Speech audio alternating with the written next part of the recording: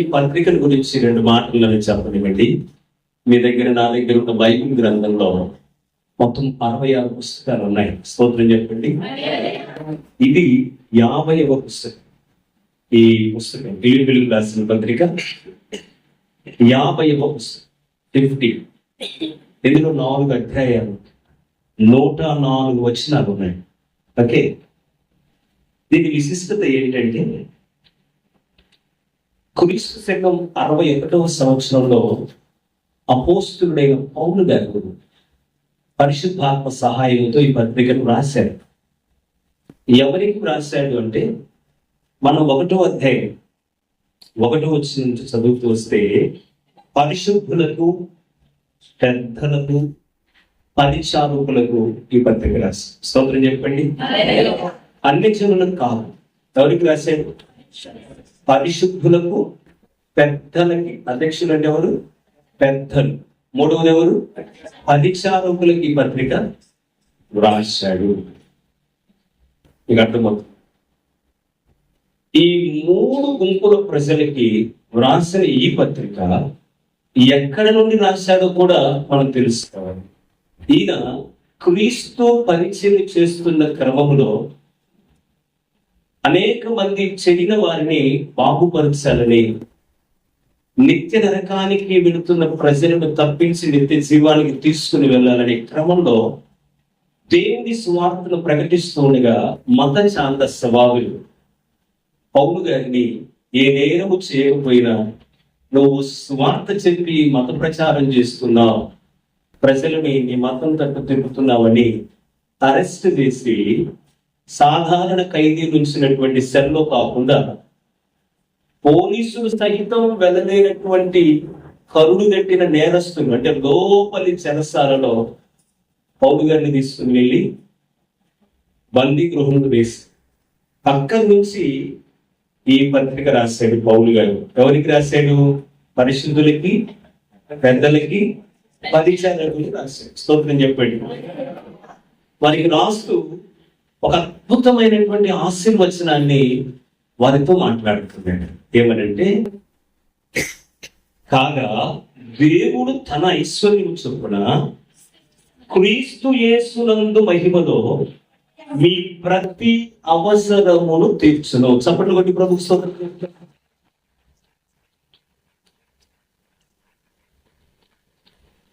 ఇది చాలా అద్భుతమైన గొప్ప ఆశీర్వచనం, ఆశీర్వాదానికి చెందిన వాగ్దానం. ఆమేన్. ప్రతి అవసరమును తీర్చును. ఆ ప్రాసెస్ కూడా వివరించడం ఎంత అద్భుతంగా ఉందంటే, అంటే కదా అక్కడ, కాగా దేవుడు, క్లియర్ కదా, కాగా దేవుడు తన ఐశ్వర్యము చొప్పున. ఎవరి ఐశ్వర్యం చొప్పున? దేవుడు తన ఐశ్వర్యము చొప్పున. దేవుని ఐశ్వర్యాన్ని ఇంత అంత అని కొలిచే భక్తులు గాని, వ్యక్తులు గాని ప్రపంచంలో ఉన్నారంటారా? లేదు. ఇప్పుడు మీకు అర్థం అవడానికి చెప్తాను. నేను రోడ్డు మీద నిలబడ్డాను, ఒక భిక్షగాడు వచ్చాడు. సార్ ఆకలేస్తుంది సార్, కొంచెం భిక్ష వేయండి అని నా దగ్గర చేతులు దాడు. నేను వెంటనే ఆకలి అనుకున్నాడు, ముఖం కాస్త పీకిపోయింది. నా జోబులో నుంచి 100 రూపాయలు ఇచ్చాను. ఒక ప్లేట్ మీల్స్ అయితే 80 రూపాయలు అవుతుంది, ఇంకొక 20 రూపాయలు జరిగిన వాడుకుంటాడని 100 రూపాయలు ఇచ్చాడు. అది నా ఐశ్వర్యం. అర్థమైంది. అయితే పక్కనే ఒక శాసనసభ్యుడు, ఎంపీఏ ఉన్నాడు. అతని దగ్గరికి వెళ్ళాను భిక్షగాడు. సార్ ఆకలేస్తుంది, 3 రోజుల నుంచి అన్నం దగ్గర లేదు సార్, భిక్ష వేయడంటే ఆయన 10,000 అతనికి ఇచ్చాడు. అరే, ఈ పూటకి తిని ఏదో ఒకటి చేసుకోరా, ఇలా అడుక్కోబోక అని ఇచ్చాడు. అది ఎమ్మెల్యే గారి యొక్క ఐశ్వర్యం. అయితే చీఫ్ మినిస్టర్ అక్కడ ఉన్నాడు. వీడు వెళ్ళాడు, సార్ ఒక వారం అయింది సార్ ఆకలి, తినక కాస్త ధర్మం చేయిస్తాడు. చీఫ్ మినిస్టర్ పక్కన ఉన్నటువంటి పిఏని తీసుకుని చెక్ బుక్ అడిగి 1,00,000 రూపాయలు రాసి ఇచ్చేసాడు. నువ్వు ఎప్పుడు అడుగుకోక వెళ్ళి ఏదైనా చిన్న వ్యాపారం పెట్టుకో, నువ్వు నీ భార్య బిడ్డలు సంతోషంగా బ్రతకండి అని ఇవ్వవచ్చు. ఎందుకంటే అతని ఐశ్వర్యము అలాంటి. ఇక్కడ దేవుడు తన ఐశ్వర్యం అంట. హలో, వింటున్నారా? దేవుని ఐశ్వర్యాన్ని కొలత వేయగలమా?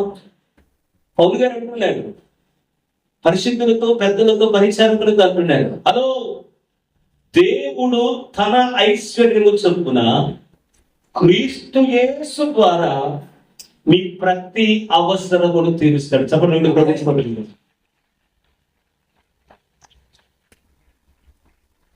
ఈ మాట వింటున్నప్పుడు, చదువుతున్నప్పుడు మనకి 100 ఏనుగులంత బలము రావాలి. ఆమేన్. ఎందుకు ఈ మాట చెప్తున్నాడు? బైబిల్ని ఎప్పుడు కూడా 2 విధానాల్లో మనం అర్థం చేసుకోవాలి. మొదటి విధానం అక్షరార్థంగా మనం అర్థం చేసుకోవాలి. అంటే అక్కడ ఎలా ఉందో ఆ కాంటెక్ట్, ఆ సందర్భం ఎవరిని గురించి మాట్లాడుతుందో, ఏమని మాట్లాడుతుందో అలా ఉన్నట్టు అర్థం చేసుకోవాలి. రెండవది చాలా ప్రాముఖ్యమైన విధానం ఏంటిదంటే ఆత్మీయార్థంగా దాన్ని మనము స్వీకరించాలి. రైట్, మంచిది.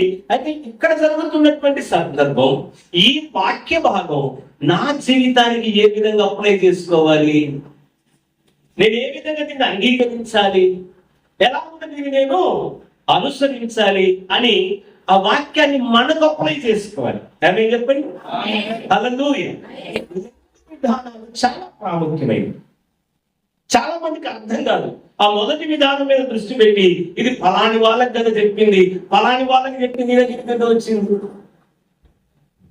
ఇది వాళ్ళకి కదా రాసింది, ఆ తెగకు కదా, ఆ జాతికి కదా రాసింది, నాకు కాదు కదా, నీకు ఎందుకు మరి అబ్బాయి నువ్వు ఎందుకు ఈ మాటలు వినాలి?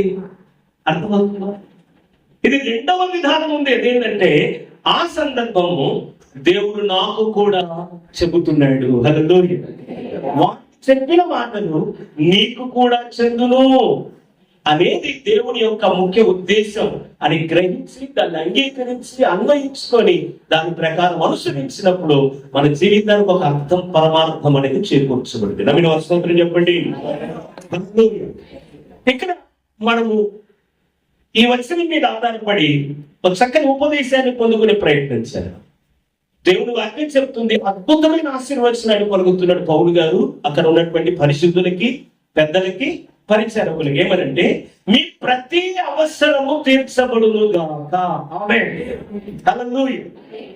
ఈ ఆశీర్వచనం చదువుతున్నప్పుడు నేను చాలాసేపు ఆలోచించాను, ఏంటబ్బా బైబిల్లో ఎక్కడ కూడా ఇంత గంభీరమైన ఆశీర్వాదానికి చెందిన వాగ్దానం కనపడలేదే. అబ్రాహాముతో అన్నాడు, నేను గొప్పగా ఆశీర్వదిస్తాను. ఇంకొంతమందితో అన్నాడు, నేను ఈ విధంగా ఆశీర్వదిస్తానండి, నేను ఈ విధంగా ముందుకు తీసుకొని వెళ్తానన్నాడు. ఇక్కడికి వస్తే ఏమంటున్నాడు తెలుసా? నో, ప్రతి అవసరం. ఇది అర్థమవుతుందా? మానవ జీవితం రకరకాల అవసరతలను కలిగి ముందుకెళ్తుంది. స్తోత్రం చెప్పండి. వాక్యం వింటున్న మీలో గాని, కూడి ఉన్న మీలో గాని ఏం అవసరాలు లేవంటారా? ఏమా, ఏం అవసరాలు లేవా? ఉన్నాయా లేవా? ఏ అవసరం లేని ఒక గుంపు ఉంది బైబిల్లో, సమాజంలో, లోకంలో. ఎవరు చెప్పగలరు? వారికి ఏ అవసరం ఉండదు అనిపించదు. వాళ్ళ పేరే మెంటల్ కేసు అంటారు. పిచ్చోళ్ళకి ఇది నాకు అవసరం అనేది తెలియదు. ఎట్లా వెళ్ళిపోతా ఉండరు, ఏ దొరికితే తింటారు. లేకపోతే వాళ్ళకి ఒక మంచి వస్త్రధారణ కావాలి, సౌకర్యవంతమైనటువంటి వసతి కావాలి, ఇంత చక్కగా ఉండాలి, జ్ఞానంగా. ఏం ఉండవు, మెంటల్ కేసు కదా, అలాగే పోతాం. మనం పిచ్చోళ్ళం కాదు, దేవుని బట్టి జ్ఞానము పొంది ఉన్నాం. స్తోత్రం చెప్పండి. స్పృహ కలిగి సమయోచితమైన కృప చేత నడిపించబడుతున్నాం. సో మనకంటూ ఖచ్చితంగా కొన్ని అవసరతలు ఉన్నాయి. విచారకరమైన సంగతి ఏంటంటే లోకంలో చూస్తూ ఉన్నాం, చాలా మంది తమకున్న అవసరాలను బట్టి అవి తీరక ఎందరో ఆత్మహత్య చేసుకుని అసూలు బాస్తున్నారు, అంటే చచ్చిపోతా ఉన్నారు. కాదంటారా? కొంతమంది రైతులు పెట్టుబడి కింద తీసుకొచ్చుకుంటారు డబ్బులు, ఏడు పంట బాగా పండితే ఇచ్చేద్దాం అని చెప్పి లక్షలకు చేసి వచ్చి పంట వేస్తారు, సాగు చేస్తారు. ఏదో చెదలు పట్టింది, నీరు అందలేదు, కరువు వచ్చింది, పంట అసలు కనీసం పెట్టుబడికి సంబంధించి కూడా రాకపోగా నష్టం వాటిల్లి తెచ్చినటువంటి ఆ డబ్బులకి వడ్డీలు, బారు వడ్డీలు, చక్కెర వడ్డీలు పెరిగిపోయి, అర్థమవుతుందా, తీర్చలేక అవసరతను చచ్చిపోతున్న రైతులు ఎంతో మంది కదా. నేను ఆ మధ్య చూశాను, కొంతమంది విద్యార్థులు 5వ అంతస్తు 6వ అంతస్తు నుంచి దూకి చచ్చిపోతున్నారు. ఎందుకు చచ్చిపోయారంటే మార్కులు రాలేదు. మార్కులు సరిగా రావడం అవసరత రాలేదు, చచ్చిపోయాడు. మార్కులు రాకపోతే చచ్చిపోవాలా? చదివేది జీవితంలో చదువు ఒక భాగం అంతే. చదువు ద్వారానే మనం గొప్పవాళ్ళం కావు. స్తోత్రం చెప్పండి. నీకు అర్థమవుతుందా? దావీదు భక్తులు ఏం చదవలేదు, కానీ 30-40 లక్షల మందికి 40 సంవత్సరాల పాటు అద్భుతమైన పాలన చేసిన గొప్ప రాజు. చెప్పండి ప్రభు. స్తోత్రం చేసి మోసే తర్వాత దాదాపు 40 లక్షల మందిని జ్ఞానానికి నడిపించినటువంటి 2వ లీడర్ యెహోషువ. ఇతను కూడా విధేయుడి వాడు, అన్నిటికేటెడ్. కానీ అద్భుతాల ద్వారా ప్రజలని, మామూలు ప్రజలు కాదు వాళ్ళు, ఇశ్రాయేలు జాతి మామూలు కాదు. పెద్ద తెంగర కేసులు ఉన్నారు అందులో చాలా మంది. ఏలికేస్తే కాలికేస్తారు, కాలికేస్తే ఏలికేస్తారు, తిరుగుబాటు చేస్తారు, ఎదురు తిరుగుతారు. అలాంటి ప్రజలని ఒక్కడే చదువేమి లేనివాడు అద్భుతాలు చేస్తూ జ్ఞానానికి నడిపించడానికి వాడబడ్డాడు. స్తోత్రం చెప్పండి. చదవండి, బాగా పట్టుదలతో చదవండి, ప్రార్థన చేసి జ్ఞానం పొందండి, అద్భుతమైన రిజల్ట్ పొందండి.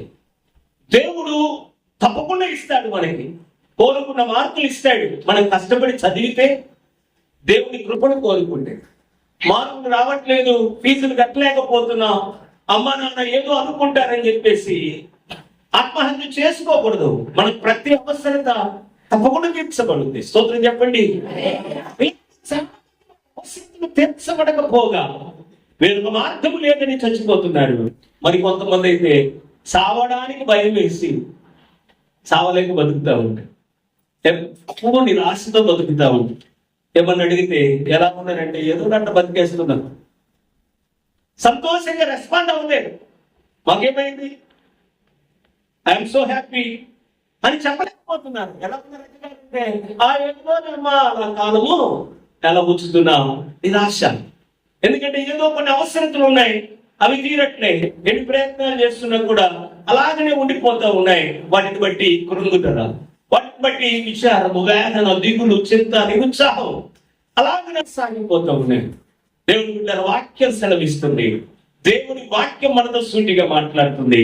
అలాంటి దేవుని పరిశుద్ధులు, పెద్దలు, పరిచారకులను దేవుడు మాట్లాడుతూ ఈనాడు దాన్ని మీకు కూడా ఇస్తాను అంటూ ఆశీర్వచనాన్ని ప్రభు ప్రకటిస్తా ఉన్నాడు. ఆత్మదేవుడు పలుకుతున్నాడు. ఏంటంటే యేసు క్రీస్తు వలన మన ప్రతి అవసరము తీర్చబడుతుంది. అయితే ఇక్కడ మనం గమనించాల్సింది ఏంటంటే, ఈ సంఘ బిడ్డలు ఎంత గొప్ప ఆశీర్వచనాన్ని కోరుకోవడానికి కారణాలు ఏమై ఉంటాయి అనేది తప్పకుండా మనము తెలుస్తున్నాం. అని అన్నాడు కావున అంటే ముందు అర్థమైంది. కాబట్టి అప్పుడు అంటే ముందు ఏదో జరిగింది.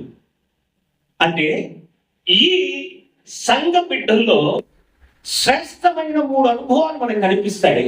నేను ప్రక్కకు పోకుండా 3 అనుభవాలను మీకు నేను పరిచయం చేస్తాను. ఈ 3 అనుభవాలు వారిలో ఉండటను బట్టి ఈ గొప్ప ఆశీర్వాదము దేవుడు వారికి ఇవ్వడానికి ఇష్టపడ్డాడు. హల్లెలూయా. వారి జీవితంలో ఎన్ని అవసరాలు ఉన్నా కూడా పౌలు గారు క్లియర్ గా వారితో మాట్లాడుతున్నాడు. మీ ప్రతి అవసరము యేసుక్రీస్తు వారు తీరుస్తాడు. ఎందుకు ఇంత గొప్ప వాగ్దానము, ఆశీర్వచనం వారి మీదకి వెళ్ళిందంటే, వారు వారి ఆధ్యాత్మిక జీవితంలో శ్రేష్టమైన 3 అనుభవాలు కలిగి ఉన్నారు. వాటిని నేను సింపుల్ గా, ఈజీగా త్వరగా చేరే ప్రయత్నం చేస్తాను. రండి, ఇదే 4వ అధ్యాయంలో వాటిలో ఉన్నటువంటి ఆ 3 అనుభవాలు. నెంబర్ 1, మొదటిది దేవుడు బిడ్డ. మొదటిది 4వ అధ్యాయము 1 నుంచి 3 వరకు ఉన్నటువంటి లేఖనాన్ని మీకు నేను చదివి వినిపిస్తాను. ఊరికి జస్ట్ మీరు చూస్తా ఉండండి, వినండి. కావున నేను అపేక్షించు నా ప్రియ సహోదరులారా, నా ఆనందమును నా కిరీటమునై ఉన్న నా ప్రియులారా, ఇట్లు ప్రభువునందు స్థిరులైనడి, ప్రభువునందు ఏక మనస్సు గలవారయుడని యువోదియను సుంటికేను బతిమాలు కొలుచున్నాను. అవును, నిజమైన సహకారి ఆ స్త్రీలు క్లగంతుతోనూ నా ఇతర సహకారులతోనూ స్వార్థ పనిలో నాతో కూడా ప్రయాసపడిన వారు గనుక వారికి సహాయం చేయమని నేను వేడుకొలుచున్నాను. ఆ సహకారుల పేర్లు జీవ గ్రంథమందు వ్రాయబడి ఉన్నవి. స్తోత్రం చెప్పండి. ఫిలిప్పీ పట్టణములో దేవుడి రక్తము చేత కడగబడి ఆయన బిడ్డలుగా కొనసాగుతున్నటువంటి ఈ సంఘం, ఈ సంఘంలోని పరిశుద్ధులు, ఈ సంఘంలోని పెద్దలు, ఈ సంఘంలోని పరిచారకులు, ఈ 3 తెగలకు చెందిన వారిలో కనపడే మొట్టమొదటి శ్రేష్టమైన అనుభవం ఏంటంటే వారు సేవలో సహకారులుగా ఉన్నారు. గట్టిగా చప్పట్లు ప్రభు స్తోత్రం చెబుతుంది.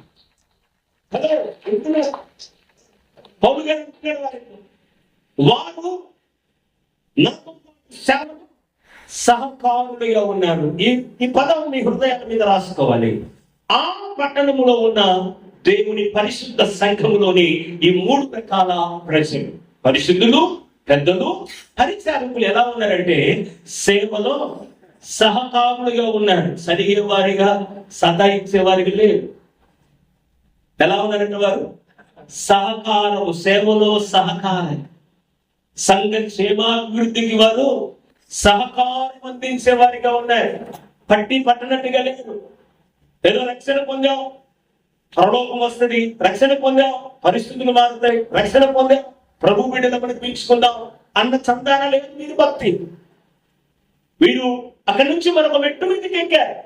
ఏంటా మెట్టు అంటే నా వంతుగా నేను సేవలో సహకారిగా ఉండాలి. స్తోత్రం చెప్పండి. హల్లెలూయా.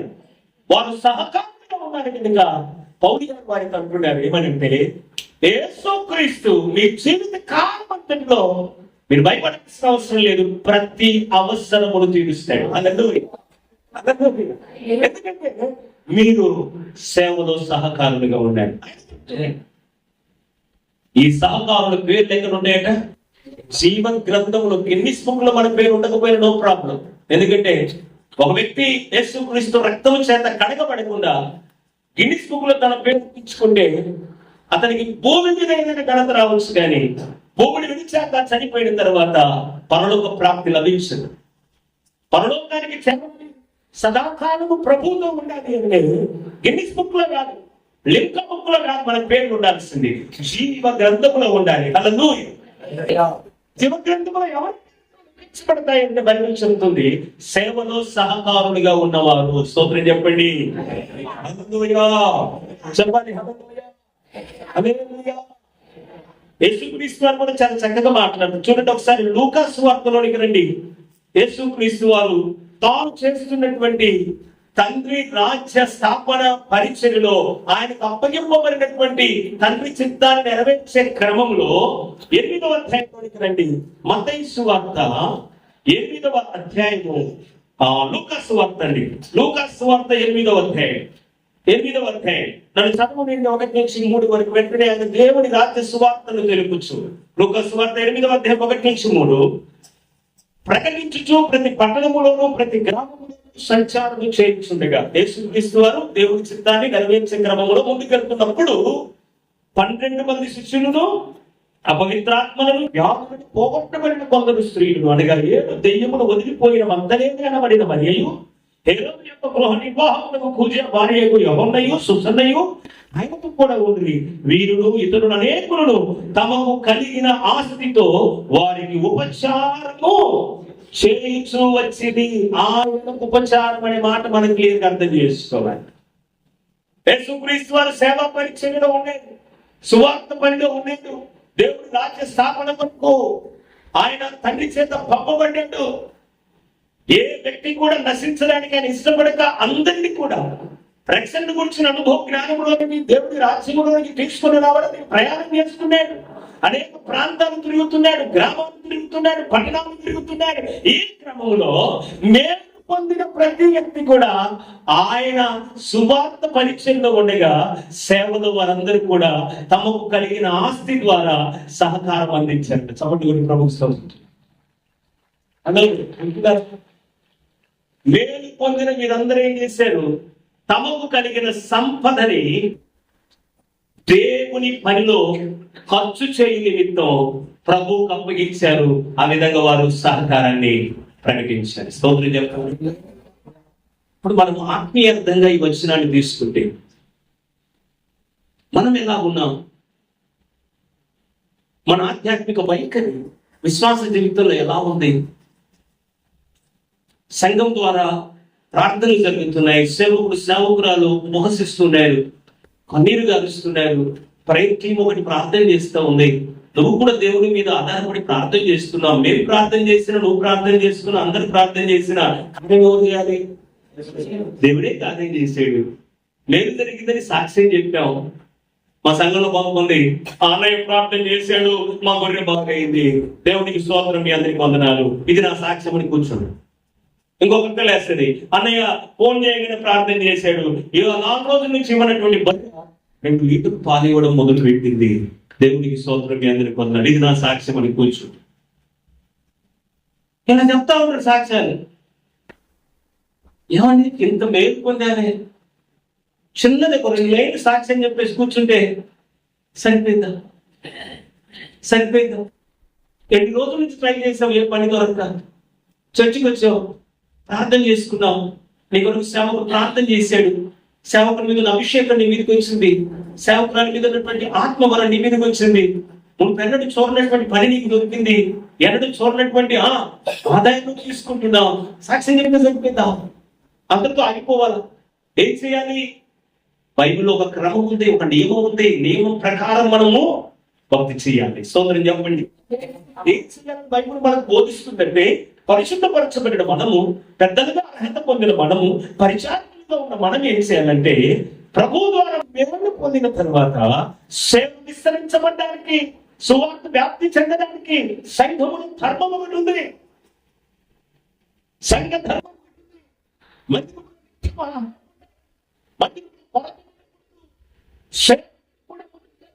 ఒక క్రమం ఉంది.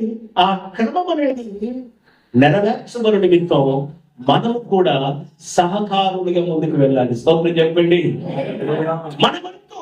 మనకు దేవుడిచ్చిన దానిలో నుండి 10వ వంతు పక్కన పెట్టడం, దానికి దీనికి సంబంధం లేదు. 10వ వంతే అది దేవుడిది, ఇంకా 10వ వంతు దగ్గర ఉండొద్దు లేదు. నేను చెప్తున్నాను, దేవుడు నాకు ఇచ్చినటువంటి ప్రతి కానుకలో 20వ భాగం తీసి పక్కన పెడతాను. నేను 20వ భాగం తీసి పక్కన పెడతాను. 10వ వంతుతో ఆగకూడదు. వర్ధిల్లిన కొలది మనము విస్తరించాలి. ప్రభు పని కొరకు ప్రకటన పెట్టడం. ఆ భాగము కాకుండా మిగిలిన భాగంలో నుంచి సువార్త సేవలో మనం సహకారులుగా ఉండడానికి ప్రయత్నం చేయాలి. స్తోత్రం చెప్పండి. నాతో పాటు వచ్చినటువంటి డ్రైవర్, ఆర్టీసీ డ్రైవర్ గారు, ఆయన పేరు వనేశ్వరి. రక్షణ పొందనప్పుడు ఆయన పేరు మర్రి పెద్దచెన్నై. రక్షింపబడ్డాడు.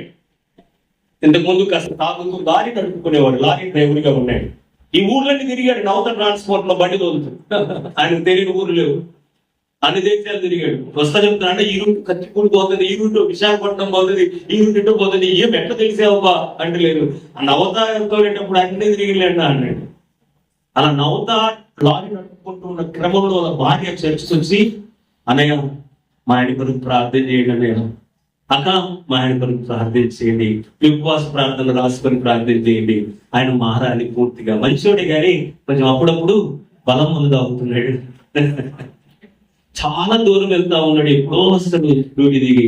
దగ్గర ఉండేటట్టుగా ఏదైనా ప్రభు ఉద్యోగం చేయాలి, ప్రార్థన చేయండి అంటే ప్రార్థన చేయగా అతను మెల్లగా దేవుని సన్నిధికి వస్తా ఉన్నాడు. స్తోత్రం చేయకండి. దేవుని సన్నిధికి వచ్చిన తర్వాత అతని గురించి చిన్న ప్రార్థన చేసుకోవడం మొదలు పెట్టాడు. ఇవన్నీ సంఘము మేము ప్రార్థన చేస్తుండగా దేవుడు జరిగిస్తున్న కార్యాలు. ఈలోపు ఏమైపోయిందంటే ఒకసారి ఒక అద్భుతమైన వార్త చెప్తా ఉన్నాడు. అందరూ 80,000 1,00,000 లంచం కట్టి ఆర్టీసీ డ్రైవర్ పోస్ట్ కొనుక్కుంటా ఉంటే పైసా లంచం కట్టకుండా అతనికి ఆర్టీసీ డ్రైవర్ కి దేవుడు ఉద్యోగం ఇచ్చాడు. చప్పటి కొట్టి ప్రభుత్వం.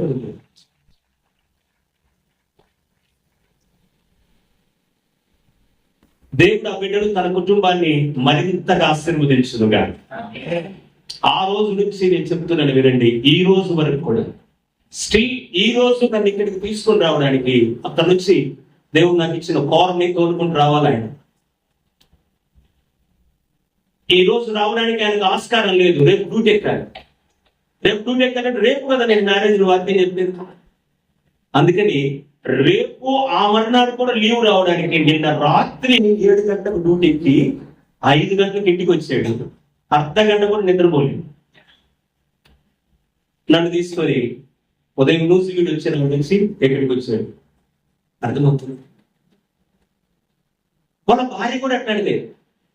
అన్న ఎక్కడికి పిలిచిన వెళ్ళే నువ్వు పరీక్షని అన్న వాళ్ళు ప్రార్థన చేస్తేనే కదా ఈరోజు మనకి స్థాయి వచ్చి పిల్లలు. ఆ రోజు నుంచి ఈ రోజు వరకు కూడా జీతం పడిన మొదటి రోజే నా దగ్గరికి వచ్చి మోకరించి దశమ భాగం చేతులు పెట్టి ప్రార్థన చేసుకుని వెళ్తాను.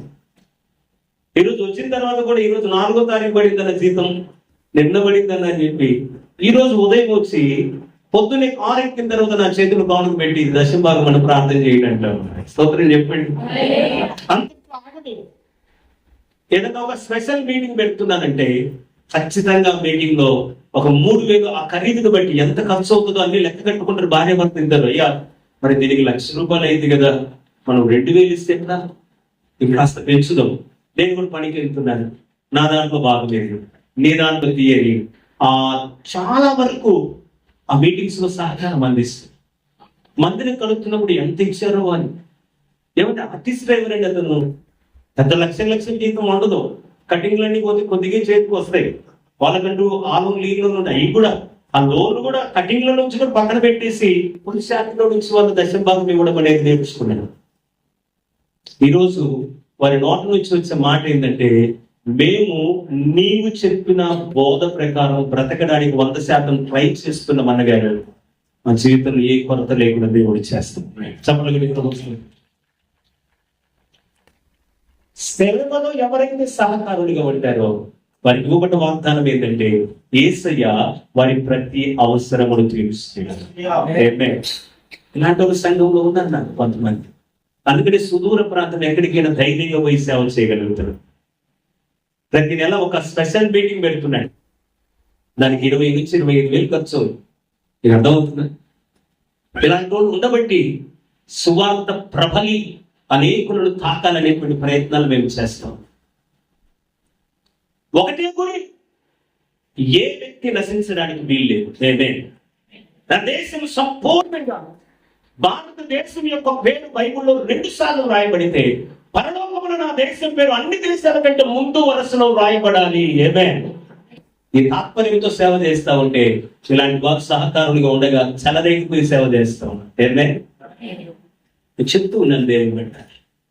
ఆ ఫిలిప్పి పట్టణంలో ఉన్న పరిశుద్ధులు, పెద్దలు, పరిచారకుల వలె ఈ సంఘము కూడా ఉంటుంది కాక. సేవలు సహకారులుగా ఉండడం అనేది చాలా ప్రాముఖ్యమైనటువంటి మెట్టు. దేవుడు అదే కోరుతా ఉన్నాడు. రెండవది చూద్దాం. ఈ ఫిలిప్పి పట్టణంలో ఉన్నటువంటి దేవుని బిడ్డల వైఖరిలో రెండవ అనుభవం మనకు కనపడేది ఏంటంటే 4:4 ఫిలిప్పీలకు రాసిన పత్రిక 4:4 ఎల్లప్పుడూ ప్రభువునందు ఆనందించుడి, మరణ చెప్పును ఆనందించుడి. స్తోత్రం చెప్పండి. పౌలు గారు చెప్తున్న మాట ఏంటంటే, ఎల్లప్పుడూ ప్రభువునందు ఆనందించుడి. వన్స్ అగైన్ మరలా చెప్తున్నాడు, ఆనందించుడి. హల్లెలూయా. అది మన జీవితంలో కనపడింది. మొదటిగా మనకు కనపడేది ఏంటంటే, వారు సేవలో సహకారులుగా ఉన్నారు. రెండవది, వారు సేవలో సంతోషించు వారిగా ఉన్నారు. స్తోత్రం చెప్పండి. అర్థమవుతుందా? సేవలు ఎలా ఉన్నారు? వీళ్ళు సంతోషించు వారిగా ఉన్నారు.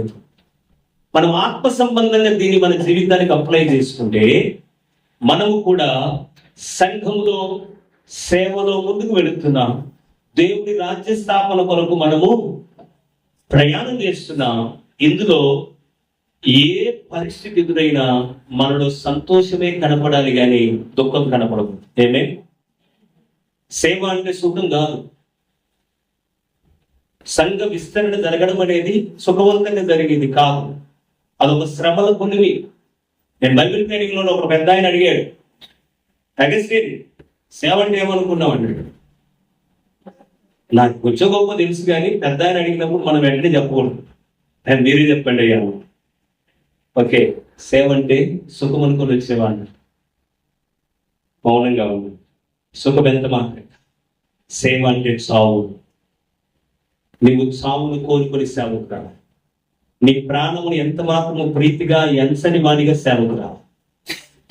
ఒకవేళ ప్రాణమే తీసేస్తారు సేవలో అన్నప్పుడు కూడా సంతోషంగా నీ ప్రాణాలు ఇవ్వడానికి ముందుకు రావాలి. ఇదే సేవ యొక్క అర్థం అని చెప్పినప్పుడు మరింత ధైర్యపరచబడ్డాను. ముందుకు వచ్చిన దేవుడు మీకు అర్థమవుతుంది. మనం ప్రభువును వెంబడిస్తున్న క్రమంలో చాలా సార్లు ప్రశంసల కంటే నిందలే మనకి ఎక్కువైంది. అవునలేదు? కొన్నిసార్లు ఇంట్లో నుంచే మనకు వ్యతిరేకత వస్తుంది.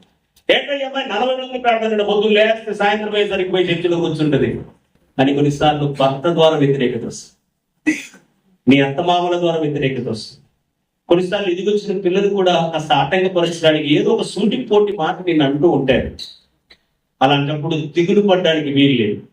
బైబిల్ ఏం చెప్తుందంటే, యేసయ్య అంటాడు కొండ మీద ప్రసంగంలోని మొట్టమొదటి అంశంలో 5వ అధ్యాయం మత్తయి సువార్తలో 10-11 వచనాలు ప్రభు పలికి ఒక అద్భుతమైన మాట ఏంటంటే, 11-12 వచనం మత్తయి సువార్త 5వ అధ్యాయం 11-12 వచనం. నా నామము నిమిత్తం జనులు మిమ్మల్ని నిందించి హింసించి మీ మీద అబద్ధంగా చెడ్డ మాటలుగా పలుకున్నప్పుడు మీరు ధన్యులు. ఎప్పుడంటే మనం ధన్యులం?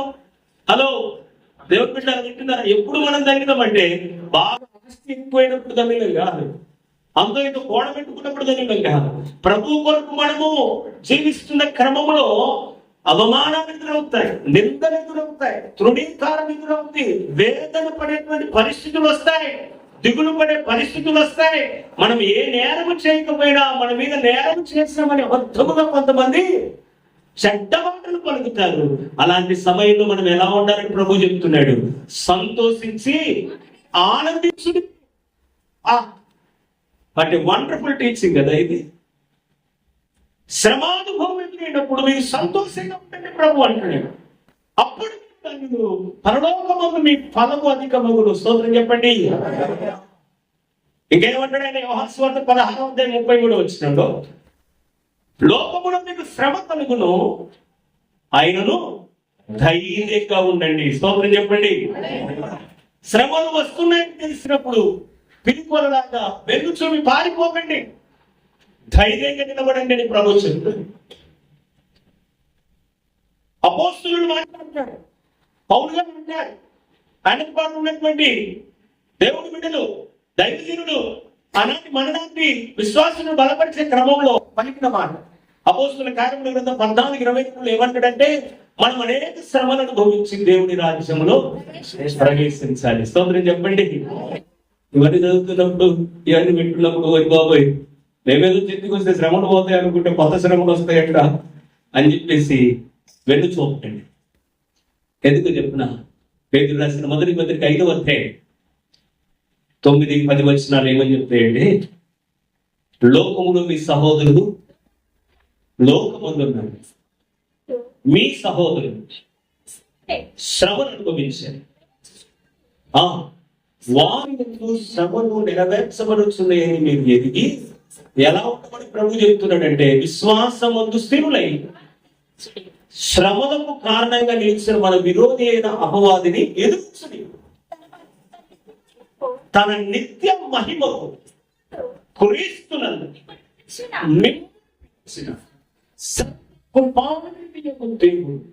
కొంచెం కాలము శ్రమ పడిన పిమ్మట. స్తోత్రం చెప్పండి. అక్క చెల్లెమ్మా, అయ్యా సోదరుడా, ఎంతకాలం శ్రమ? కొంచెమే. కొంచెము కాలము మీరు శ్రమ పడిన పిమ్మట ఆయన మనం ఏం చేస్తారంటే బలపరిచి స్థిరపరుస్తాడు. చప్పట్లు కొట్టి ప్రభుత్వ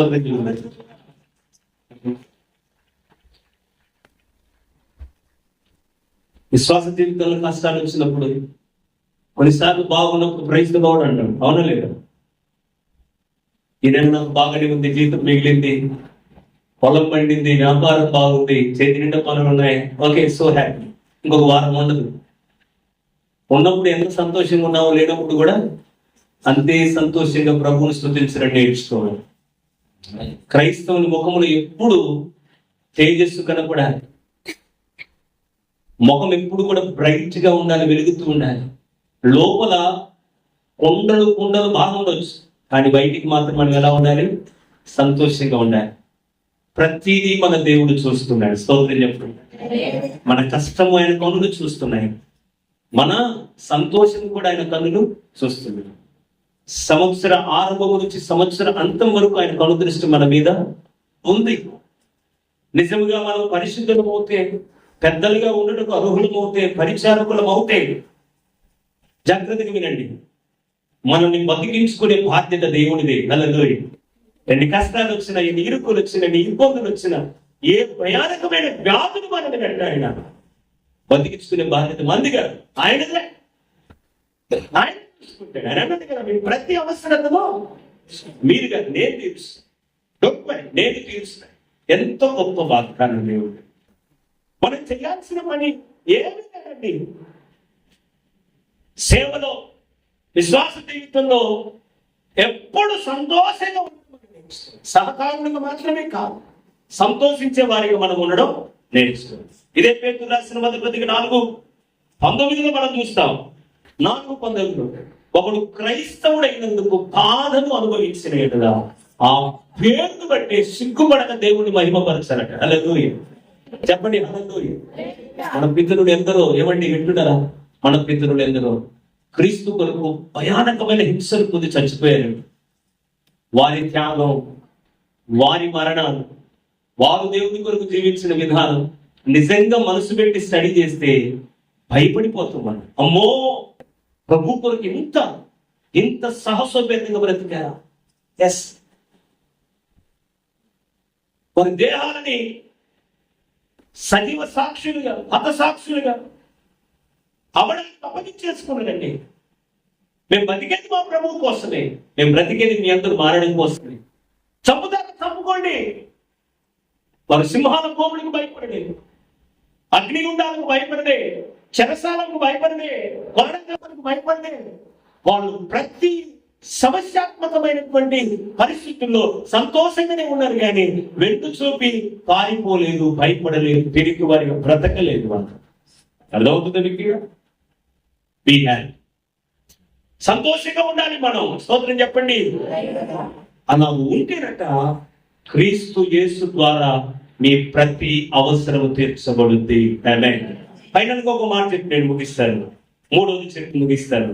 ఈ సంఘస్థుల్లో కనబడే మూడవ అనుభవం, మొదటి అనుభవం ఏంటి చెప్పండి? వారు సేవలో సహకారులుగా ఉన్నారు. చెప్పండి ఒకసారి, చెప్పండి. వారు సేవలో, రెండవది వారు సేవలో సంతోషించు వారిగా ఉన్నారు. మూడవది చూద్దాం ఒకసారి, 4వ అధ్యాయము, ఫిలిప్పీయులకు రాసిన పత్రిక 4వ అధ్యాయం. రండి దేవుని బిడ్డలారా, 16వ వచనం నుంచి నేను చదువుతాను, మీరు జాగ్రత్తగా వినండి. 18 వరకు నేను చదువుతాను, మీరు వినండి, జస్ట్ చూడండి. ఏలయనగా తెస్సలోనికైలో కూడా మీరు మాటి మాటికి నా అవసరము తీర్చుటకు సహాయం చేసిరి. నేను ఏమిటి అపేక్షించి నాకు చెప్పడం లేదు, కానీ మీ లెక్కకు విస్తార పదము రావాలని అపేక్షించి చెప్పుచున్నాను.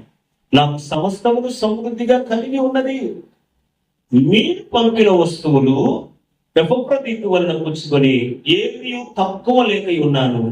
అవి మనోహరమైన సువాసనయు దేవునికి ప్రీతికరమును ఇష్టమునైన యాగమునై ఉన్నవి కాగా, దేవుడు తన ఐశ్వర్యం చొప్పున క్రీస్తు యేసునందు మహిమను మీ ప్రతి అవసరమును తీర్చును. చప్పటి ప్రభుత్వ స్తోత్రం చెల్లిద్దాం. చెప్పండి హల్లెలూయా. చెప్పండి హల్లెలూయా. వారు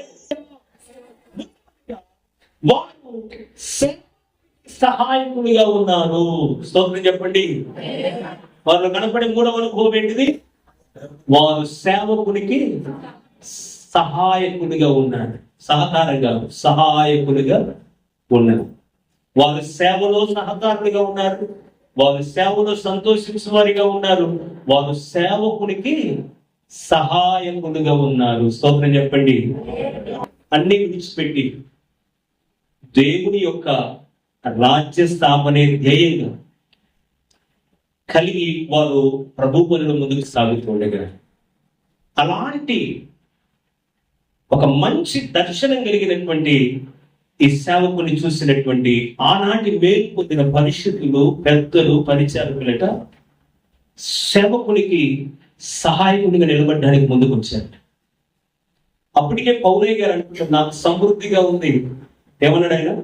నాకు సమృద్ధి ఉంది అని అన్నాడు. ఇక్కడ నాకు సమస్తమును 18 వచ్చిన నాకు సమస్తమును సమృద్ధిగా ఉంది, నాకేం తక్కువ లేదు. అయినా కూడా ఏమో వింటున్నారు మీరు, చాలా మంది విశ్వాసం చేసే పొరపాటు పని ఏంటంటే, పాస్టర్ గారికి ఏమి లేదు, బండి ఉంది కదా. మా సంఘంలో కూడా కొంతమంది అగిస్తానికి ఏముంది, పర్లేదు, ఒక పల్సర్ బైక్ ఉంది, ఒక మంచి బొలీరో కార్ ఉంది, పాస్టర్ గారు స్టాఫ్ నర్స్ గారు డ్యూటీ చేస్తూ ఉన్నారు, ఆయనకి ఆడపిల్లలు 2 కొడుకులే, మంచి సంఘాన్ని కట్టుకున్నాడు, 3 పరిచర్లు ఉన్నాయి, ఇబ్బంది లేదు లేని చెప్పి కొంతమంది బలహీనంగా ఆలోచిస్తూ ఉంటారు. వాళ్ళ గురించి నాకు తెలిసినప్పుడు చాలా బాధపడతారు. ఎందుకంటే దేవుడు సేవకునికి సహాయకరంగా ఉండాలని నిన్ను ప్రేరేపించినప్పుడు సేవకునికి తక్కువేమి లేదనేటువంటి ఆలోచన నీలో పుట్టడం, అది నీకు శాపం, అది నీకు దీవెన కాదు. సేవకునికి సమృద్ధిగా ఉన్నది నీకు అనవసరం, సేవకునికి సహాయకరంగా ఉండడం నీకు అవసరం. ఏమే అర్థమవుతుంది? ఇదే కొనేసింది గారు నాతో పాటు వచ్చాడు కదా, డ్రైవ్ చేసుకుంటూ వచ్చాడు. మాటికి అతని గురించి చెబుతున్నాను, మీరేం ఫీల్ అవ్వకండి, యథార్థంగా మాట్లాడాలి, ఉన్నట్టుగా మాట్లాడు. చాలా మంది గురించి చెప్పగలరు, ప్రభు నాకు ఇచ్చిన బిడ్డల గురించి. మీకు ఎవరో గురించి చెప్తే మీకు అర్థం కాదు. నా ముందే ఉన్న మీరు చూస్తున్నటువంటి బ్రదర్ గురించి.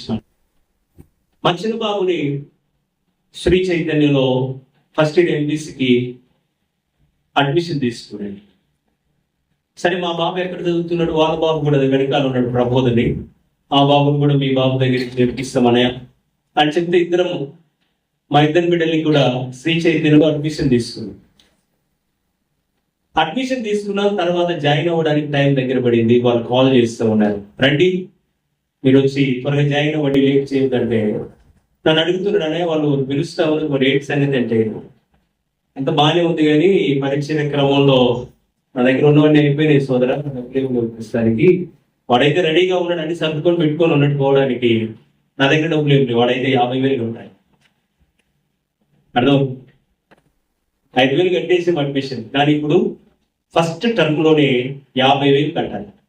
50,000 తీసుకున్నాండి అని నా దగ్గర లేవు, మహా అంటే ఒక 8,000 అంత ఉన్నాయి. సో నా దగ్గర అమౌంట్ లేదు, కొంచెం మా ఉద్దరు నువ్వు వెళ్ళి మీ బాబుని జాయిన్ చేయించండి ఆయన అంటాడు. మా బాబు మీ బాబు ఇద్దరు కలిసి చదివితే బాగుంటుందన్న ఉద్దేశంతో నేను చేయించానమే. నేను 6th చేయించాను. మా బాబు మంచిగా చదువు, మీ బాబు చదవకపోతే ఏ మునిగిదే లేదు అన్న ఆలోచన నాలో లేదు. పొద్దున వెళ్ళిపోదాం, రెడీ అవ్వండి అని చెప్పేసి చెప్పాడు. అదేంటి నా దగ్గర అమౌంట్ లేదండి, మీరు రెడీగా ఏంటండి.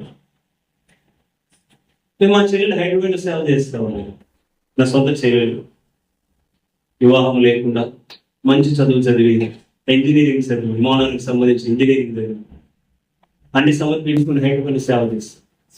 నా ఇద్దరు పిల్లలంటే వాళ్ళ మేనత్తే కదా, చాలా ఇష్టం ఆవిడ.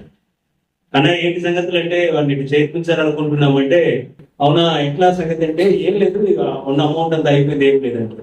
ఒక పని చేయండి, నేను వాడిని చేర్పించినాక నేను కూడా వస్తాను, ఫస్ట్ జాయిన్ చేయించాలి కదా, అత్తగా నాకు కూడా వాడి కాలేజీలో నా చేతుల మీద అట్లా వాడిని కాలేజీలో పంపాలి క్రియేట్ చేస్తే ఆశపడుతున్నానంటే, అవునమ్మా అంటే, నేను హైదరాబాద్ నుంచి ఇక్కడ వస్తాను విజయవాడ, మీరు వచ్చేసేయండి. ఇతను వస్తూ 56,000 నా చేతిలో పెట్టి, మా చెల్లెలు ఎక్కడికి వచ్చి 20,000 ఫీజు కట్టి,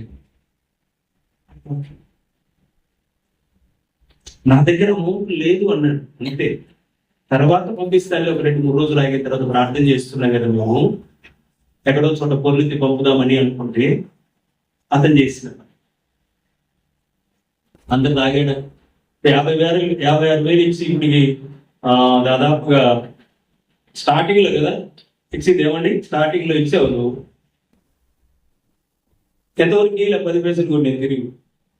నేను సంక్రాంతికి వచ్చాడు మా బాబు, హాలిడేస్ వాళ్ళ బాబు వచ్చాడు. వాళ్ళు ఒక మెసేజ్ పెట్టారు, మళ్ళా మీరు రావాలంటే మీ పెంటికి డబ్బులన్నీ కడితేనే రండి అంటారు. వాళ్ళ బాబుకు 30,000 పెండింగ్ ఉంది, మా బాబుకు 40,000 పెండింగ్ ఉంది. వాళ్ళు షాక్ అనమాట. వినండి జాగ్రత్త, నా దగ్గర అప్పటికి డబ్బులు లేవు.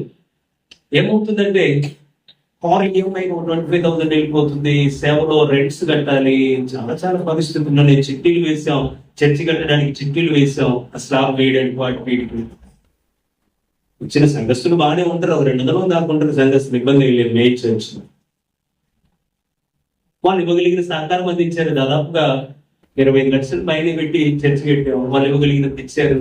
కానీ తొందరగా పనులు వాళ్ళని చిట్టీలు వేసేసారు, దగ్గర 30 లక్షలు చిట్టీలు వేసారు, అంటే 4 లక్షలు చిట్టి వేసారు. దానికి కట్టాలి, అన్ని పోతా ఉంటే అడ్జస్ట్మెంట్ కావలేదు, అప్పటికి కట్టడానికి లేవు, అయిపోయింది, సెలవులు అయిపోయినాయి. డాడీ ఎట్లా అంటున్నాడు వాళ్ళు, ఎట్లా రేపు మీద వెళ్ళేది దోతలను ప్రార్థన చేయడానికి సిద్ధం చేస్తూ వాళ్ళు అడిగాడు, ఏనా రెడీయా రేపు అన్నా. ఏం చెప్పాలని నోటితోటి రెడీయే కానీ డబ్బులు లేవు అన్నట్టు. ధనం నహి హై అన్నారు. ఏం మాట్లాడుకుంటారు ఏమో భార్య భర్త వీళ్ళదా. అప్పటికప్పుడు ఆయన దగ్గర కూడా డబ్బులు లేవు. వాళ్ళ బాబుకు 30,000, నాకు 40,000, 3 రూపాయలు వడ్డీకి ఆయన తెచ్చిచ్చాడు. స్తోత్రం చెప్పాడు.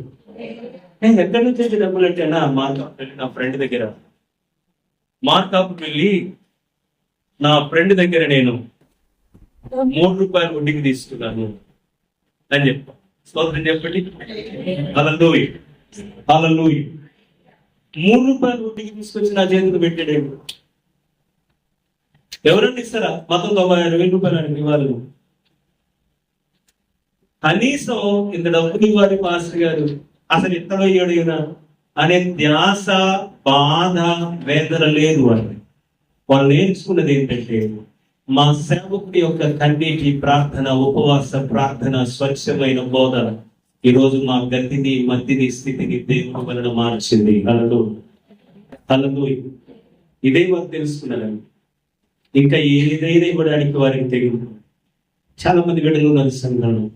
నేనేం చెప్తున్నానంటే భక్తి అంటే ఏదో నియామక కోడికలకు, ఆదివారం కోడికలకు, ఉపవాస కోడికలు, 40 రోజుల కోడికలకు హాయిగా వచ్చి కూర్చొని ఏదో వచ్చినాడు ప్రార్థన చేసినాడు, పాటలు పాడి చాపలు పడిచి చాపలు ఎత్తేసి వెళ్ళిపోవడం అవన్నీ చెయ్యాలి. నేను ఏమంటున్నానంటే వీళ్ళు ఉన్నటువంటి అనుభవాలు మనలో ఉండాలి. హల్లెలూయా. దేవుడు నాకు ఇచ్చిన సంఘములు ఈరోజు పేదవారు ధనవంతులయ్యారు. క్రైస్తలో అసలు ఇల్లే లేదు, వాళ్ళు వేరే వాళ్ళ స్థలంలో అటు ఇటు తడికలు కట్టుకొని పైన ఒకటి రేకులు కట్టుకొని ఉన్నారు. అందులో ఒక జంట వాళ్ళ ఇంటికి మాటికి వెళ్ళేవాడిని 10 రోజులకు ఒకసారి దర్శించి ప్రార్థన చేయడానికి. ఉల్లిగడ్డ పచ్చడి, పప్పుచారు, నాన్ వెజ్ ఏం కాదు, ఎప్పుడన్నా గుడ్డు పొట్టికి పంపేవాళ్ళు కాదు. నాకు అన్నాడు తినేలేకపోతే ఎట్లా. ఈరోజు 2 ఇల్లులు లేవాడు. స్తోత్రం చెప్పండి. నాకు సొంత ఇల్లు లేదు. మందిరానికి వచ్చి వాక్యము వెలుగులో తమ జీవితాలను దిద్దుకొని కట్టుకుంటూ అలాగున ప్రభువును అనుసరిస్తున్న ప్రతి కుటుంబం ఈరోజు దీవించబడింది. ఏమే మాకు ఆలోచనలు లేవు, దేవుడు ఇస్తాడు. తర్వాత విషయం అయ్యాను. నేను ఏం చెప్తున్నా అంటే నా నమ్మిక ఏంటంటే ఈ రోజుకు ఏమి అవసరం ఉన్నా ఆ టయానికి దేవుడు తీర్చుతూ వస్తున్నాడు నా జీవితం. ఏమే అంటే ఈ రోజుకి నేను విశ్వాసం మీద ఆధారపడి సేవ చేయట్లేదు, కానీ వాళ్ళు దేవుడి మీద ఆధారపడి నన్ను పట్టించుకుంటాడు. ఆమె నోరు తెరిచినప్పుడు ఈ మునేశ్వరం గారి డబ్బులు అడగలేను. తాను తెలుసుకొని మా సేవకుని ఇప్పుడు నేను ఆదుకోకపోతే నా బతుకెందుకు? ఇప్పుడు నా కొడుకు కట్టడానికి నా దగ్గర డబ్బులు ఉన్నాయి, కాస్త ఎక్స్ట్రా ఉంది. ఇప్పుడు నా కొడుకు కట్టడానికి వడ్డీకి తీసుకురావాలి, మరి మా అన్నగారి, మా అయ్యగారి ఎందుకు చేయకూడదు? ఒక తమ్ముడు ఉన్నాడు, బర్నబా, మేరీ. చిన్న జీతం వాళ్ళు, 2 కొడుకులు, చిన్న జీతం 11,000 అతనికి వచ్చేది. ఈ రోజు వరకు కూడా ఎవ్వరిని ఆశించకుండా ఎంత అద్భుతంగా బతుకుతాడు. అన్న మా దగ్గర చిట్టి వేయి, మా ఓనర్ దగ్గర నాతో చిట్టీలు వేయించాడు. ఎన్నో చిట్టీలు టయానికి నేను కట్టలేదు. కానీ ఏ రోజు బాధపడకుండా ఆ ఖాళీని వారే భర్తీ చేస్తూ సేవకుడి మీదకి మాట రాకూడదని ఆదుకున్నటువంటి కుటుంబం. స్తోత్రం చెప్పాడు. ఇంతకు ముందు నా ఒక కార్ ఉంది, బ్లాక్ కాదు, ఆ కార్లో కూడా వచ్చాను ఇక్కడికి. బ్లాక్ బోలే కూడా వచ్చినట్టున్నాను. నా దగ్గర 1,50,000 ఉంది. కార్ అయితే 3.5 లక్షకి అక్కడ ఉంది. 2 లక్షలు ఉంటే కానీ కారు తీసుకున్నాడు. ఒక అన్నయ్య అంటున్నాడు, ఏంటన్నా మరి కారు ఉన్నారు, ఏంటి సంగతి పోలేదంటే, అడేమో 3,60,000 చెప్పాడు. నా దగ్గర 1,60,000 ఉన్నాయి, ఇంకా 2 లక్షలు యాడ్ నుంచి వస్తాయండి. నా దగ్గర జీపీ లోన్ వచ్చింది, డబ్బులు బ్యాంక్ లో ఉన్నాయి. ఊరికి ఉండడం ఎందుకు బ్యాంక్ లో, నీకు ఇచ్చేస్తాను నీకు ఉన్నప్పుడు అని చెప్పేసి 2 లక్షలు తీసుకొచ్చాడు. స్తోత్రం చెప్పండి. ఏంటి వాళ్ళ యొక్క ఉద్దేశం అంటే, మా సేవకుడు చల్లగా ఉంటే మా బ్రతుకులను దేవుడు నున్నగా ఉంచుతాడు. హల్లెలూయా. అది మన కాన్సెప్ట్. నేనేదో మీ దగ్గర నుంచి ఈవులు అపేక్షించి మీ సేవకుడికి పెట్టాలని చెప్పి చెప్పట్లేదు, కానీ లెక్కకు మీకు విస్తార ఫలము కలగాలి. మీ పిల్లలు గొప్పవారు అవ్వాలి, మీ కష్టార్జితం దీవించబడాలి, మీకు ఈ 2025వ సంవత్సరం అద్భుత రీతిలో కలిసి రావాలి, మీరు పట్టుకున్నదంతా దీవెనకరంగా మారాలి అనే ఉద్దేశంతో మాత్రమే చెబుతున్నాను. లేఖనాన్ని క్రోడీకరించి మాట్లాడి చెబుతుంది. మీరొక్కరు కూడా ఎదురాడడానికి వీలు లేని లేఖనాలు చూపించి చెబుతున్నాను. దీన్ని కూడా తప్పుపడితే ఇక వారిని నేను ఏమను చూసుకుంటున్నాను. నేను ఇంటికి వచ్చినప్పుడు అన్ఎక్స్పెక్టెడ్గా వస్తున్నాడు, ప్రభువా ఈ సంఘం విషయంలో నీ ఉద్దేశం ఏంటి అని చెప్పి ప్రార్థన చేశాను. అన్ని సర్దుకున్నాను, నా బట్టలు సర్దుకున్నాను, కావాల్సిన థింగ్స్ సర్దుకున్నాను, అన్ని కావాలి వేసుకున్నాను. విజయవాడకు వచ్చిన తర్వాత ఒకటి అర్థమైపోయింది, నా బైబిల్ బ్యాగ్ ఇంట్లోనే దివానా కాట్ మీద మర్చిపోయి వచ్చాను. రేపు ప్రసంగం చెప్పాలి, వివాహ ప్రసంగం, అందులోనే ఉండిపోయింది. ఇక్కడ ప్రసంగం సిద్ధపడ్డ ప్రసంగం అందులోనే ఉండిపోయింది, అక్కడ మర్చిపోయి వచ్చాను. పాస్టర్ గారు బైబిల్ ఇచ్చింది నాకు. ఇక్కడ కూర్చుని ప్రభువా మేమేం నేర్చుకోవాలని అడిగితే దేవుడు ఇచ్చిన ఆలోచనలు ఇక్కడ రాసి పెట్టుకున్నాను. హల్లెలూయా. ప్రభు సూటిగా మీతో మాట్లాడుతుంది. దేవుడు పెట్టిన ఈ సంఘం ఈ ప్రాంతం అంతటికి దీవెనకరంగా ఉండాలని ప్రభు కోరుతున్నాడు. గట్టిగా చెప్పండి ప్రభు. హలో, నీ కుటుంబం, నీకు చెందిన ఎంతమంది బంధువులు ఉన్నారో వారందరికంటే గొప్ప స్థాయిలో ఉండాలని దేవుడు కోరుతున్నాడు.